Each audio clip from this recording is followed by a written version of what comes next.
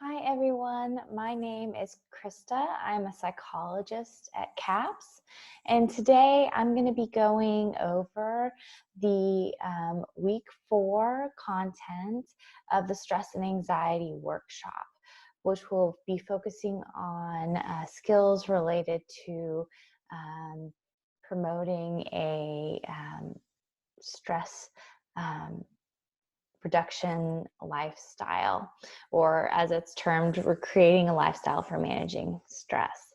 So that's what we're going to be focusing on today. As I said, this is week 4, so there are 3 other weeks of content that talks about skills relevant to managing stress and anxiety. So if you haven't had a chance to check those out yet, please circle back and take a look. So we have worksheets that go along with the stress and anxiety workshop, and I would encourage you to look at that and use the worksheets to follow along as we're going through the content. I'm going to highlight the main points of this lesson. However, there are questions throughout this worksheet that is designed to help you apply this information specifically to yourself. So I would encourage you to use that because it'll help you kind of further benefit from this information. So, as I said, we're going to be focusing on factors that help to create a lifestyle for managing stress. Just as a general introduction, a stress-tolerant lifestyle contains several necessary components. If you lower the non-essential productive stress in your life, you'll experience less stress and anxiety. And so we're going to talk about kind of 3 main areas that can help you limit stress. However, you will see in the worksheets that there are several questions here that tap into skills learned from previous lessons, as well as ask you about things that are designed to help you notice and catch anxiety and stress at lower levels. That's something that's really emphasized in this section, in that if we're able to increase our ability to notice stress and anxiety at low to moderate levels, it's much easier to reduce stress and anxiety then. Now, that's not to say that, when we're experiencing high level of stress and anxiety, we can't do anything about it. It's just going to take longer and it's going to be harder. So if we can increase our ability to notice at lower levels, that's really helpful. However, as I said, we're going to be focusing on what we're going to term the triad of health. So specifically areas of exercise, eating, and also sleep. So first we're going to jump into exercise. Exercise can be helpful in managing stress in a number of ways. One way is that when our body is stressed, it tends to release chemicals that tends to promote stress, or at a minimum can kind of maintain it or make it harder for us. One of those things is called is the hormone cortisol. And when we exercise, it helps to burn off that hormone, as well as adrenaline, which can, again, kind of worsen stress for us. So that's one of the ways that exercise helps. Another way is that when we exercise, it helps to release feel-good chemicals, or endorphins. So it helps us kind of burn off the kind of chemicals that tends to make us feel stressed or contributes to stress. And it also helps to release chemicals in our brain that make us feel good. Another thing that it can do that's helpful is that it helps us to kind of relax our muscles or heat up our body, which helps us kind of relax our muscles and release tension, which you will have learned in previous lessons that our mind and body are very connected. And so when our body holds stress or tension, it tends to further kind of contribute to stress. So exercise is a physical way to help kind of release some of that tension that isn't helpful to us. Another factor is that generally it's good for our bodies to move. Um, and when we get regular movement, it helps to um, tend to our bodies in the way that we need. And when we don't move that much, it can inherently kind of build up tension. So there are a lot of ways in which exercise can be really helpful to us, particularly as it pertains to promoting a lifestyle that reduces stress.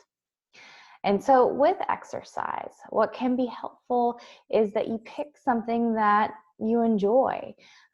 It doesn't have to be, and in fact, like it doesn't need to be something super intense like training for a marathon. If that's something you enjoy and that works for you, roll with it.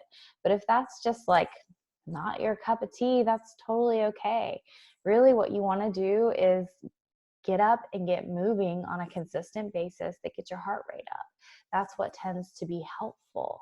And if you pick something that's fun, something that you enjoy, you're going to be more likely to do that regularly. And in addition to the worksheets, we will provide several links that provide guidance in these areas. And you will see that there is a link specific to exercise to provide some specifics around that if you're not quite sure what that might look like in a daily practice. So I would encourage you to take a peek at that if that would be useful. The next thing we're going to talk about is sleep. So adults need somewhere between 7 to 9 hours of quality sleep a night to be fully kind of rested and restored. What happens when we don't get either enough sleep or consistent kind of like quality sleep is that we are much more susceptible to distressing moods. You probably have noticed this if you've gone, a night or two without good sleep, or if sleep's something that's hard for you, that you're much more likely to get upset or stressed than if you've had a good night worth of sleep.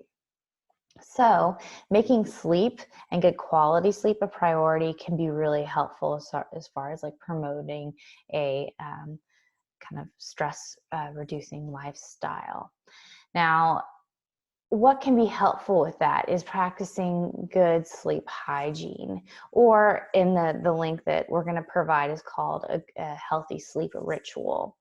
And what these tips are is it's based on sleep research as far as like some behaviors to try to practice and some behaviors to try to avoid based on sleep research as far as what tends to promote restful and restorative sleep or things that can get in the way of that. The next thing we're going to talk about is diet. So the things that we put into our body, if you think about it as fuel, it can have an impact on our mood. What's really important is we need consistent and sufficient nutrients to be kind of our best selves and to feel good. And being thoughtful about kind of what we put into our bodies can be really important. So there are some things to be aware of as far as like how they fuel our body. So today we're going to specifically talk about caffeine, simple sugars, protein, complex carbohydrates, and alcohol. So caffeine is a stimulant, which means as far as it goes with like stress and anxiety, it can be like when you drink caffeine, it can be like throwing gas on a flame.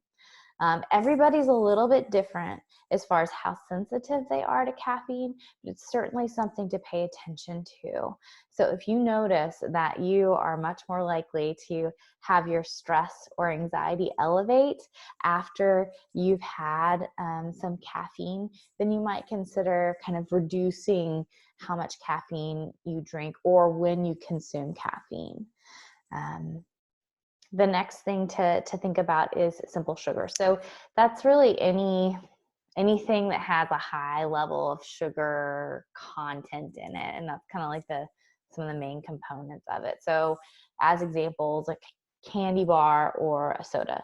There's nothing wrong with these things. And an important part of a healthy relationship with food and what we put into our bodies is that we enjoy what we're eating, and it's natural to enjoy things that are sweet. However, it's just smart to be intentional about how we consume those foods. So where it can impact anxiety is that with the things that are simple sugars, what happens if that's like primarily what's in your system is it gives you a big jolt of energy, and then it burns off quick. So you get kind of a jolt and then a dip in your blood sugar levels. And when that happens, we're just much more susceptible to stress.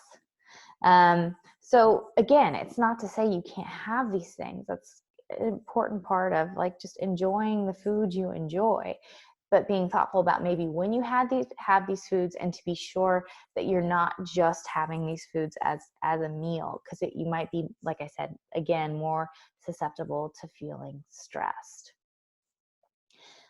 Something that can be helpful to add in with these foods, or to have as kind of like consistent part of your diet, are proteins and complex carbohydrates. So when I say proteins, some examples are meat, beans, eggs, nuts, and then complex carbohydrates. So anything that has whole grains in it, so brown rice, oatmeal, breads. These things, what they do is they burn in our bodies. Again, if you're thinking about it as fuel, they burn slower and they burn longer. So they help to kind of stabilize our blood sugar levels, which again is really helpful for mood. So those kinds of foods can be really helpful to eat, to kind of keep that stable for us, and again, kind of like promote that less likely to feel stressed due to kind of like the food that we're consuming. And so it's not just about what we put in, but also making sure we're getting enough to eat. So if you're not getting enough to eat, that also is something that can negatively impact kind of your energy level and blood sugar level, which again can make you more susceptible to distressing moods. So something to be mindful of. Another thing to be thoughtful about is alcohol consumption. So alcohol is a depressant, which means that it can have a negative impact on mood, and kind of shift you to be more prone to distressing moods. Now, everybody's a little different about how alcohol impacts them, but certainly kind of the more we have of alcohol, the increased likelihood of an undesired effect goes up. So just kind of as a general number to be aware of as far as binge drinking goes, for women, it's 4 more servings of alcohol in a sitting is considered binge drinking or more. And then for men, it's 5 or more servings of alcohol in a sitting. So that's just a good number to be aware of, and to know that, as we consume more alcohol, the likely negative impact can go up. So if you're not feeling well, alcohol is probably not a good thing to experiment with. And certainly if you feel like that you find yourself coping primarily with alcohol or other substances, that's sometimes what can get people in trouble, and would just encourage you to ask for help. So those are the kind of primary areas of functioning that can be really helpful to pay attention to as far as promoting or reducing stress in a person's lifestyle. So again, related to exercise, sleep, and diet. And as I said, we have provided sort of supplemental links that go along with that provide more guidance in those individual areas if you find that would be helpful for you. Also, just want to encourage you again to be sure to look through the worksheets. There's additional information in there that expands on these main points. And you will find at the end, there are specific kind of prompts here under the to continue progress that sort of primes you to set goals specific to yourself that you feel like would be useful for you. So I would encourage you just to kind of identify an area you feel like could be improved and start there. And also encourage you to set goals that you feel like are realistic for you that you can kind of work on and work towards. If you're like, you know what, my sleep is totally off and I want to fix it all next week, that might be really hard to do, as opposed to kind of reviewing the sleep ritual tools, identifying like, okay, I'm going to try to go to bed between 10 and 11 every night, and that's what I'm going to work on. That helps you to kind of be more successful as opposed to expecting you to make drastic changes all at once. Lasting change tends to be small but meaningful steps in the direction that we want to go. Thank you so much for watching today. I hope this was helpful for you, and please know that CAPS cares.